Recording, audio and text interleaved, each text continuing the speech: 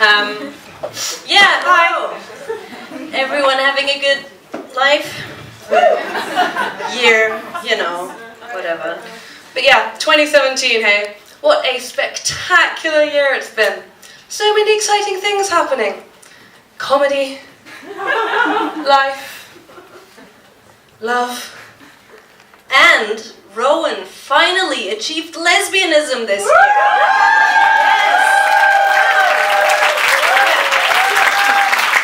She passed the test. Yes, the Board of Advisors finally accepted my application. Thank you again. Oh. We're glad to have you, really.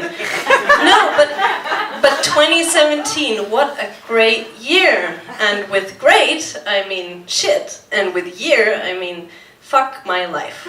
But there was one thing I was actually really excited about, because this summer I went off antidepressants, and so I was really happy to finally go back to my amazing sex life. Mm-hmm. It was amazing because that's how I remember it. No, because you know, on antidepressants, my libido was like, she was like a great employee, a stand-up member of society, you know, still going to work every day, getting the job done. Your libido. Yeah, right. Yeah. No, she was great. She was still working, most of the time even got the paycheck.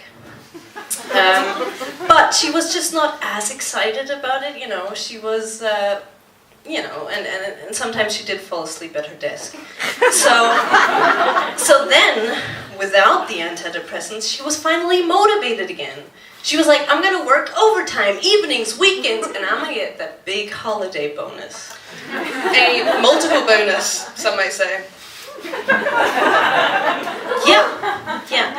So, yeah. No, I love multiple bonuses. No, but she was going to be the best employee ever, and she was ready, you know. But then she got fired from her job. Job market these days, eh?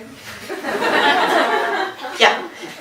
So anyway, she's fine now. She's okay. She's been better, but she's okay. She's actually self-employed.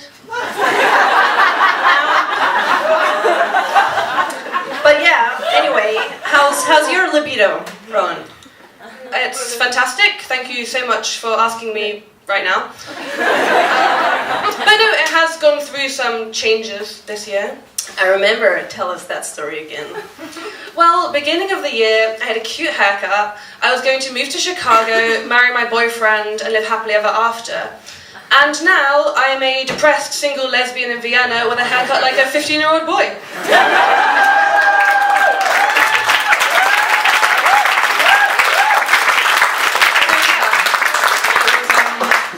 Pretty fantastic overall. Sounds like somebody must have given you really bad advice. Yeah, which is weird since I only spoke to one person this year.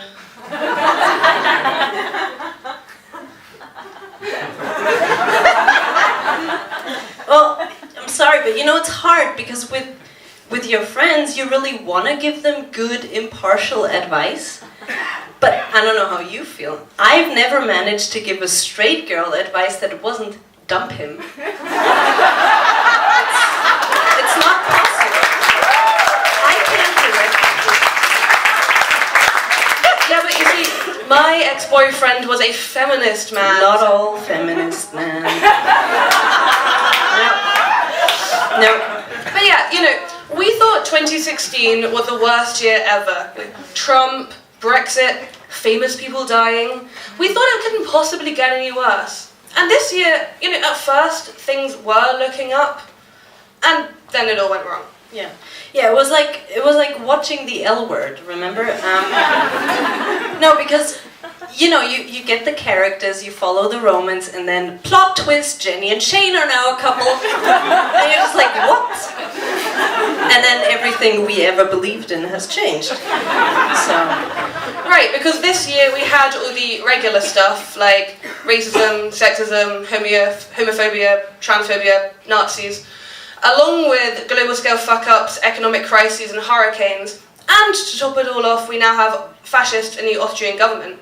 So of course you drew the logical conclusion and decided it was exactly the right time to come off antidepressants. Yeah. And so I did. And then, within 1 month, what happened? I don't remember. Okay, I'll tell you.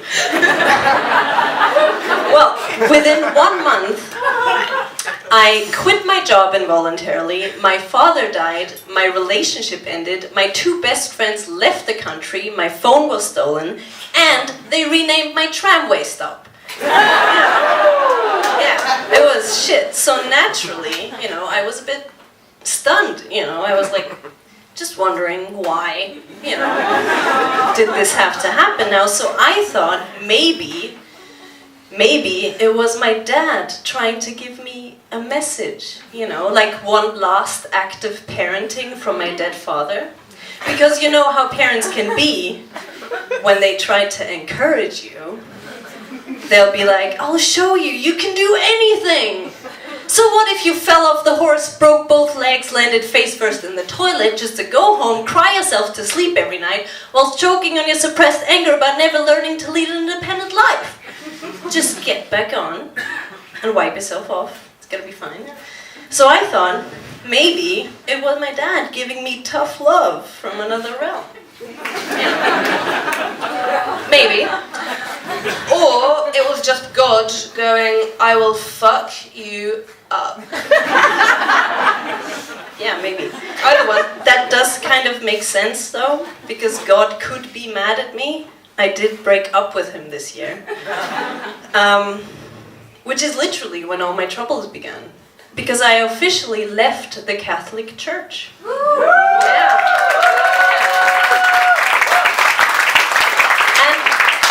Been looking for the unsubscribe button for years.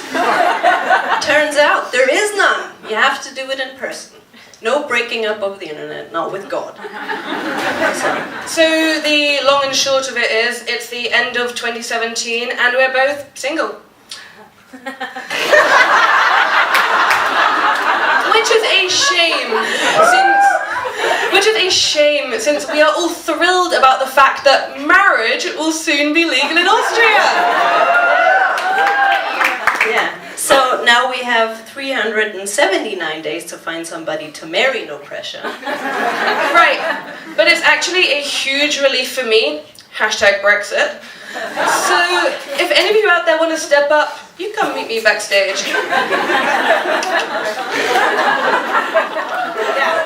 No, but really, great thing, this marriage thing, right? Because now we can be just like straight people. That's what I've always wanted. No, really.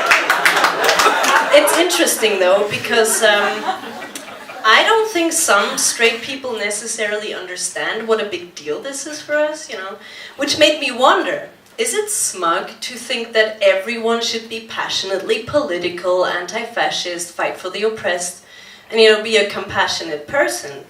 Or is it because I've had the privilege to grow up being gay and oppressed, and that's why I'm a decent human being? Yeah, but a straight person told me the other day that being gay is not even an issue anymore, so it's fine.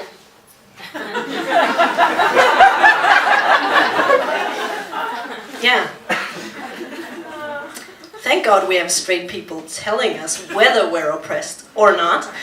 But anyways, I do think the younger generation is a little bit better at realizing that there are still some issues. Yeah, see, further proof there are good things about millennials after all. Yeah. I wish people would get that, because there's so much shit talking about millennials. Like, the other day we were reading this article, and this guy was like, millennials could totally afford housing if they just stopped eating so many avocados. And we were like...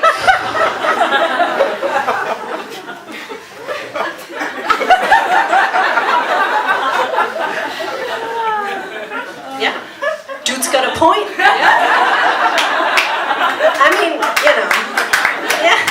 I mean, we could have blamed the bankers for the financial crisis or, neoliberal capitalism, But thank God we found out it really was the avocados. But you know who else had a hard time with it? Had loads of people shitting on him and telling him to stop preaching about how the world would be a better place without capitalism? Jesus fucking Christ. No, seriously, Jesus Christ. Yeah. Woo! Yeah. Like, Jesus was the original millennial.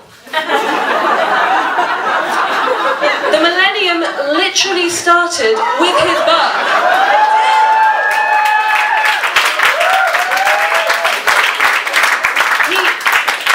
He basically invented the whole concept of a millennial. Yeah, I mean, think about it, right? He was accused of behaving like a special snowflake. He ate a lot of avocados. He had a lot of followers. He was an activist instead of having a proper job. His mom was a lesbian.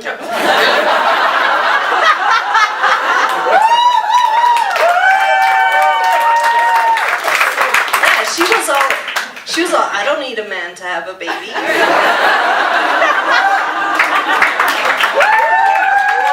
Little face. Lesbian. Anyway. And he was a socialist out of no other reason than the goodness of his heart. Yeah. He was like what Beyonce is to us today. Yeah, I mean, one of his biggest hits was also Halo. And his most famous quote, you might have heard it before, is, "If there's no dancing at the revolution, I'm not going." God, I love him. Yeah, me too. Anyway, and like all political young millennials, socialists, Jesus supported free healthcare. I mean, he literally healed people for free. Which was, of course, a massive fuck you to the old pharmaceutical industry. Like, oh, you want to charge me $20 for 5 pills? What? Healing hands, motherfucker? Oh, sorry, but Jesus didn't know yet. You're not supposed to say motherfucker. Yeah, and actually, I can say that because my mum calls me a motherfucker. Seriously.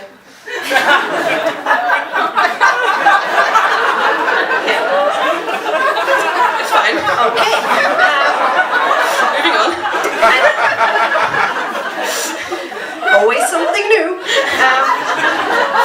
But also, like a lot of millennials, Jesus was totally rebelling against the older generation, who are so negative, right? I mean, particularly his overbearing father, who was all, don't cheat, don't steal, don't punch anyone, not even Nazis.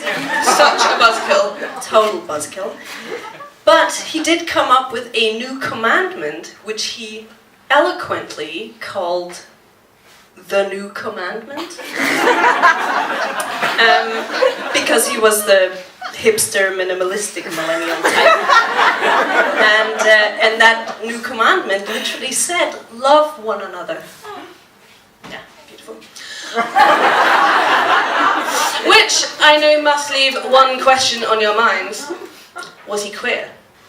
Well, let's think about it. Yeah, let's. He was a socialist. His mom was a lesbian. His best friend was a sex worker.